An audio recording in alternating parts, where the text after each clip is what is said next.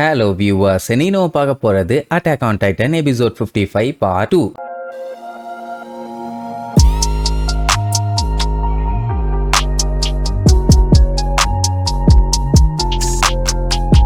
Open பண்ணா லாஸ்டா நம்ம பார்த்தப்போம் கமாண்டர் எர்வின் உயிருக்கு போராடிட்டு இருக்காரு. அதே நேரம் நம்ம அர்மினும் உயிருக்கு போராடிட்டு இருக்கான். விஷயம் என்னன்னா இவங்க ரெண்டு இடத்துல யாராச்சும் ஒருத்தரை மட்டும்தான் காப்பாற்ற முடியும். எரனும் மிகாசாவும் அர்மினை தான் காப்பாற்றணும்னு ஒத்த காலில் நிக்கிறாங்க. கேப்டன் லெவி இல்ல மனித குலத்தையே இனி காப்பாற்றக்கூடிய ஒரே தகுதி உள்ள ஆளு எர்வின் மட்டும்தான். சோ அவரை தான் காப்பாற்றணும்னு ஒத்த காலில் நிக்கிறான். இப்ப என்னன்னா டைமும் வேஸ்ட் பண்ண முடியாது. லேட் பண்ண உயிர் போறதுக்கு வாய்ப்பு இருக்குது. அதுக்கு முன்னாடி டிசைட் பண்ணி வேலையை முடியணும். அதனால வழிய விடுன்ட்டு போனா வந்து பிளாக் பண்ணுவான். லெவி தெளிவா சொல்லுவான், எரனு ஃபீலிங்ஸ் பார்த்துக்கிட்டு இருக்க நேரம் இது இல்ல, இதை நம்ம பண்ணித்தான் ஆகணும். ஆனாலும் எரனுக்கு ஒரு டவுட். இப்போ தயங்குறது ஓகே, எர்வினை பார்த்ததுனால இதுக்கு முன்னாடி சிரஞ்சு எடுத்து கொடுக்க ஏன் தயங்குனீங்கன்னு கேட்பான். அது வேற ஒண்ணும் இல்ல, எர்வின் செத்துட்டாரா இல்லையான்னு கன்ஃபார்மா தெரியல. அதுக்கு முன்னாடி இதை கொடுத்து ஒருவேளை மனுஷன் உசுருக்கு போராடிட்டு இருந்தா என்ன பண்றதுன்னு ஒரு சின்ன தயக்கம். கடைசியில பார்த்தா அது உண்மையாயிருச்சு. க்ளோச்சிங்கிறவன், அதான் அந்த பிரவுன் ஹேர் மண்டையன், இவ்வளவு தூரம் எர்வினை தூக்கிட்டு வர்றதுங்கிறது சாத்தியமே இல்லாத காரியம் தான். அப்படி இருக்கும்போது நீ தயங்குனிய அப்படிங்கறத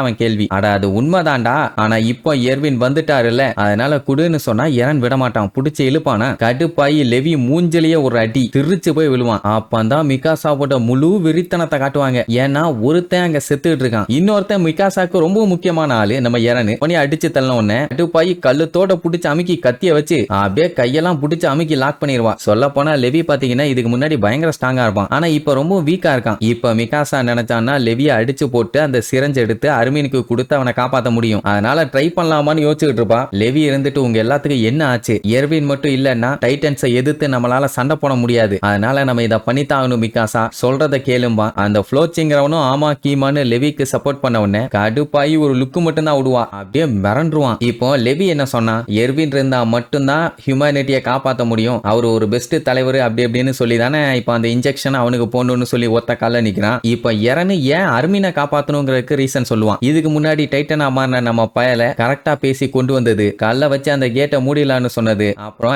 ஆனி ஒரு டைட்டனை கண்டுபிடிச்சது, டைட்டனோட ஏரியாக்குள்ள நைட்டு போனா எந்த ஒரு பஞ்சாயத்தும் வராதுன்னு சொல்லி கூட்டு போனது, அப்புறம் செவுத்துக்குள்ள தான் டைட்டன் மறைஞ்சிருக்குது அப்படின்னு சொன்னது, ஏன் கடைசியில பெர்டோல்ட்ட காலி பண்ணது கூட அவன் தான். அந்த டைம்ங்கும் போது உங்க கமாண்டரும் சரி நானும் சரி இந்த ஹியூமனிட்டியை காப்பாத்த ஒண்ணு கிண்டமுல்ல, அப்பெல்லாம் அர்மின் தான் அங்க வந்து நின்னா. கரெக்ட் தான் மிகாசான உடனே அவ இது போதுன்னு சொல்லிட்டு லெவியை இன்னும் அமுகி பிடிச்சு ஒழுங்கா அந்த சிரஞ்ச கொடுத்துரும்பா. அப்ப அந்த ஃப்ளோச்சிங்கிறவன் கமாண்டர் எர்வினை பத்தி சொன்னா சொல்லிக்கிட்டே போலாம், அவர் இருந்தாதான் ஹியூமனிட்டியை காப்பாற்ற முடியும், சொன்னா கேளும்பா. ஆனா மிகாசாவும் சரி எரனும் சரி கேட்கற மாதிரி இல்ல, உங்களுக்கு மட்டும்தான் கஷ்டமா இருக்க மாதிரி பண்ணாதீங்க, இங்க இருக்க எல்லாருமே கஷ்டப்பட்டு தான் இருக்கும். ஏன் இந்த செவுத்துக்கு அந்த பக்கம் ஒருத்தர் கூட உயிரோட இல்ல, பீஸ்ட் டைட்டன் வீசின கல்லுல எல்லாரோட பாடியுமே பீஸா போயிருச்சு. போகும்போதே எனக்கு தெரியும் எங்கெல்லாம் எல்லாருமே சாக போறோம்னு. ஆனா கமாண்டர் எர்வின் எல்லாத்துக்கும் நம்பிக்கை கொடுத்து அந்த பீஸ்ட் டைட்டனை காலி பண்றதுக்கு பக்காவா ஒரு பிளான போட்டு மாதிரியே அந்த பீஸ்ட் டைட்டனையே டிஃபீட் பண்ணோம். கடைசியா எல்லாரும் போகும்போது உச்சக்கட்ட பயத்துல போனது உண்மைதான், எல்லாம் செத்து போனது உண்மைதான், ஆனா நான் எப்படியோ தப்பிச்சிட்டேன். அந்த கூட்டத்துக்குள்ள கமாண்டர் எர்வினை பார்க்கும்போது அவர் இன்னுமே உயிரோட இருக்காருன்னு எனக்கு தெரிய வந்துச்சு. அவரு கஷ்டப்படுறத பார்த்துட்டு பேசாம அவரை அங்கேயே போட்டு தள்ளிடலாம் தான் நான் நினைச்சேன். ஆனா அவரை கொல்றது ரொம்ப ஈஸியான வழி, ஈஸியா செத்து போயிருவாரு, இந்த நரகத்துல அவர் பண்ண வேண்டிய வேலை இன்னும் நிறைய இருக்குது அப்படின்னு சொல்லிக்கிட்டே அந்த பக்கமா பார்த்திருப்பான். நம்ம லெவி பாத்தீங்கன்னா வளைச்சு எல்லா டைட்டன்ஸையும் போட்டு தள்ளிட்டு இருந்திருப்பான். சோ இந்த டைட்டன்ஸ் எல்லாத்தையுமே காலி பண்ணுனா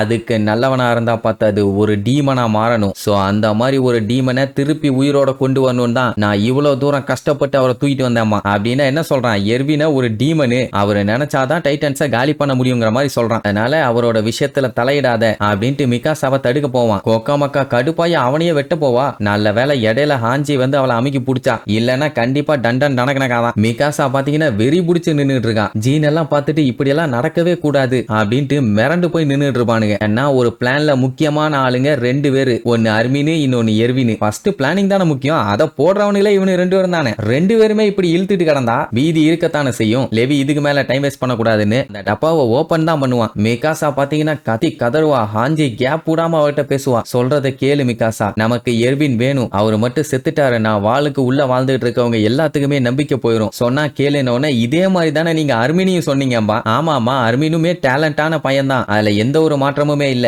ஆனா அவருக்கு தான் எக்ஸ்பீரியன்ஸும் ஃபோக்கஸ் பண்ணி பார்க்குற ஒரு திறமையும் இருக்குது. அவருக்கு தான் ஒரு பெரிய டீமை ஹேண்டில் பண்ற டேலண்ட்டும் இருக்குது. நீ எவ்வளவு சொன்னாலும் அவன் கேட்கற மாதிரி இல்ல. சும்மா இங்க ஒருத்தனுக்காண்டி கதறிட்டு இருக்கியே, எனக்கும் தான் மக்கள் நிறைய பேர்த்த உயிரோட கொண்டு வரணும், 100 பேர்த்த கொண்டு வரணும் அப்படின்னு ஒன்னு அப்படியே சைலண்ட் ஆவாங்க. என்ன 100 பேரான்னு? அட வேற ஒண்ணும் இல்ல, அந்த பெர்டோல்ட் பிளாஸ்ட் ஆனா பாத்தீங்களா, அந்த டைமுங்கும் போது நியாயப்படி ஹாஞ்சியுமே செத்துருக்க வேண்டியதுதான். ஏன்னா அவ தான் முன்னாடி போயிட்டு இருந்தது. ஆனா அவன் வெடிக்க போறான், இதுக்கு மேல தப்பிக்க முடியாதுன்னு தெரிஞ்ச உடனே அவளோட அசிஸ்டன்ட் பெர்னர் இருக்கானே, அவன் என்ன பண்ணிட்டான், போக போக அவளை புடிச்சு இழுத்து அங்க இருக்க கிணத்துக்குள்ள தள்ளி விட்டுருவான். சோ அந்த பிளாஸ்ட்ல வெளியில இருக்கவங்க எல்லாம் மாட்டி செத்து போயிட்டாங்க, இவன் மட்டும் தப்பிச்சிட்டான். யோசிச்சு பாருங்க, இவன் இந்த ஸ்குவாட்ல வந்து சேர்ந்தப்பத்துல இருந்தே அவங்க எல்லாருமே இவ கூடவே தான் இருக்காங்க. அவங்க எல்லாருமே ஒரு செகண்ட்ல இவ கண்ணு முன்னாடி செத்து போயிருக்காங்கன்னா அவளுக்கு எப்படி இருக்கும்? இன்னுமே என்னால அதை முழுசா ஏத்துக்க முடியல, நம்பவும் முடியல. வலிக்குது, பயங்கரமா வலிக்குது. வேற என்ன பண்றது, எல்லாத்தையுமே நம்ம ஏத்துக்கிட்டு லைஃப்ல மூவ் பண்ணி போய் தான் ஆகணும், வேற வழி இல்லன்னு உடனே அப்ப மிகாசா கண்ட்ரோல் ஆகி அர்மினை பத்தின பழைய விஷயங்கள் எல்லாம் யோசிச்சு பார்த்துட்டு ஃபீல் பண்ணுவான். சரி ரைட்டு, பஞ்சாயத்து ஒரு வழியா ஓவர்னு லெவி அந்த இன்ஜெக்ஷன் எடுத்து போடுறக்காண்டி போவான். அப்ப நம்மால் அவன் காலை பிடிச்சு, உங்களுக்கு ஓஷன்னா என்ன தெரியுமா, அதுலயும் லேக்குன்னா என்னன்னு தெரியுமா, அது பாட்டுக்கு வளைஞ்சு நெளிஞ்சு போய்கிட்டே இருக்கும், அதுவும் எல்லா டைரக்ஷன்லயும். அப்புறம் அர்மின்னு சொல்லிட்டு அடுத்த வார்த்தை எடுப்பான். அந்த ஃப்ளோச் பைய வந்து போது நிப்பாட்டான்னு அவனை இழுத்து பிடிப்பான். அவனும் இறந்து விடாம தான் பேசிட்டு இருப்பான். அவன் வாயை பாத்தீங்கன்னா வாயில ஒரு சைடு பல்லே இல்ல, ஏன்னா லெவி அடிச்சு அடியில பிச்சுக்கிச்சு. அவனுக்கு இந்த வால்ஸ் எல்லாம் தாண்டி போய் ஓஷனை பார்க்கணும்னு ஆசை. நாங்க சின்ன பையனா இருக்கும்போது இதை பத்தி எல்லாம் கனவு கண்டுகிட்டு இருந்தோம், ஒரு நாள் இது நிறைவேறும்னு. நான் எங்க அம்மாவை கொண்ட அந்த டைட்டன்ஸ் எல்லாத்தையுமே கொல்லணும்னு வெறியோட சுத்திட்டு இருந்தேன். ஆனா அவன் அப்படி இல்ல, பெரிய பெரிய கனவுகளோட சுத்திட்டு இருந்தான். அப்படி இப்படின்னு அவன் பாட்டுக்கு பேசுவான். லெவிக்குமே கஷ்டமா தான் இருக்குது, பட் வேற என்ன பண்றது, இது அவன் பண்ணித்தான் ஆகணும். சோ எல்லாத்தையும் தெளிவா சொல்லுவான். நான் வந்து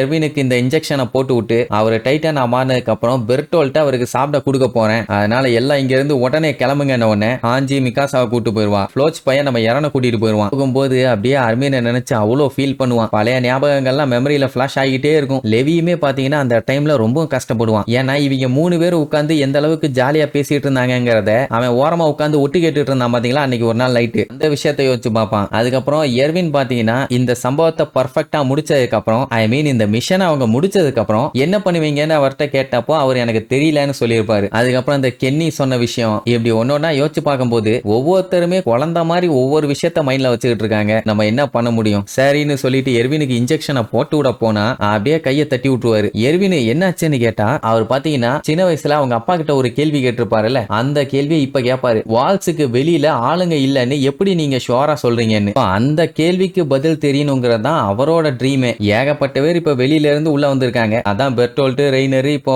ஜீக்குங்கிறவன், ஆனியும் சேர்த்து இன்னும் எத்தனை பேர் இருக்காங்கன்னு தெரியல. ஆனா வெளியில ஆளுங்க வாழ்ந்துகிட்டு இருக்காங்கன்னு மட்டும் தெரியுது. சோ அவரோட எய்மே வெளியில ஆளுங்க இருக்காங்களா இல்லையான்னு தெரிஞ்சுக்கிறது மட்டும்தான். அதுதான் நிறைவேறிடுச்சு. இனி பேஸ்மெண்ட்ல என்ன இருந்தா என்ன, இல்லாட்டி என்ன. சோ லெவிக்கு புரியுது அவரோட ட்ரீமை ஒரு வழியா அவர் அச்சீவ் பண்ணிட்டாருன்னு. அப்படியே கட் பண்ணா பெர்டோல்ட் அப்படியே கண திறப்பான். ஏதோ டைட்டன் வர சவுண்ட் கேட்கும், டம்மு டிம்முன்னு. ஐயோ டைட்டன் டைட்டன் அவன் கதறும் போது ஒரு டைட்டன் அவனை தூக்கி வாயில வச்சு கட்டிக்க ஆரம்பிக்கும். ரெய்னர் ஆனின்னு கத்துன்னு கத்துவான். அண்ணு வேலைக்காகாது, நம்ம ஆளுங்க பூரா அப்படியே வேடிக்கை பார்த்துக்கிட்டு இருப்பாங்க. அவனுக்கு கையும் காலும் இருந்துச்சுன்னா ஏதாச்சும் பண்ணி எஸ்கேப் ஆயிருப்பான். அதுதான் கம்ப்ளீட்டா வெட்டிட்டாங்களே, அதனால அவனால கத்த மட்டும் தான் முடியும். இன்னும் கொஞ்சம் முக்குனானா அந்த டைட்டனை கடிக்க முடியும், அவ்வளவுதான். அப்போ கேப்டன் வந்து ஏன் இந்த மாதிரி பண்ணீங்க அப்படிங்கிற மாதிரி கேட்பாங்க. என்ன பண்ணான்னு பாத்தீங்கன்னா அவன் அந்த இன்ஜெக்ஷனை எர்வினுக்கு போட்டு உள்ள என்ன சொல்ல வரானா அவரோட ட்ரீம் அவர் சாதிச்சிட்டாரு. இப்ப மறுபடியும் அவரை உயிரோட கொண்டு வந்தோம்னா அது அவரை டீமனா இருக்க சொல்லி ஃபோர்ஸ் பண்ற மாதிரி. ஆல்ரெடி அவர் இதெல்லாம் சரியானதுக்கு அப்புறம் என் மைண்ட்ல ஒண்ணுமே இல்லன்ட்டாரு, அதனால அவரை நிம்மதியா சாக விடுறது மட்டும்தான் நல்லது, இந்த நரகத்தை விட்டு அவர் போகட்டும் அப்படின்னு சொல்லிட்டு இருக்கும் போதே அங்க அர்மின் பாத்தீங்கன்னா பொத்துன்னு விழுவான். அதான் டைட்டனா இருக்கு அர்மின். இங்க லெவி இருந்துட்டு நீங்க சொன்ன மாதிரியே நான் பீஸ்ட் டைட்டனை கொல்ற அளவுக்கு போயிட்டேன், ஆனா என்னால கொல்ல முடியாம போச்சு, ஆனா கண்டிப்பா ஒரு நாள் கொல்லுவேன்பான். ஹாஞ்சி கண்ணை ஓபன் பண்ணி பார்த்துட்டு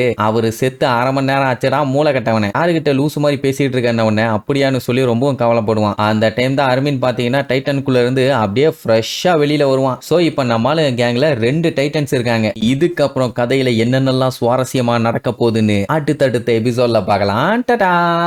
Never give up.